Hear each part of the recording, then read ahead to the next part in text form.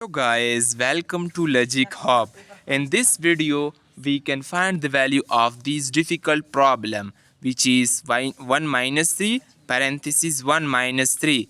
So if you are talented, then solve this question just in 25 seconds. But if you are a student and do not know about this type of question, that how we can solve it, then in this video I can solve this question just in 20 seconds. Don't skip this video because it is very important for you, and in this video I can tell you the basic order of operation, which is also called PEMDAS. Guys, PEMDAS says that parentheses have higher priority than other operation like subtraction, addition, multiplication and division. So firstly we can solve parentheses. So I can write as it is 1 minus 3 parentheses 1 minus 3 equal to minus 2.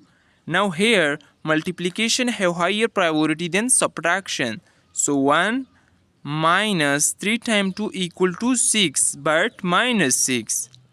Now here guys, 1 minus multiply by minus equal to plus times 6.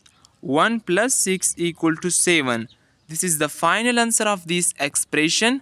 Guys, if anywhere you can face an issue, then comment. I will reply your question, and kindly subscribe to my channel.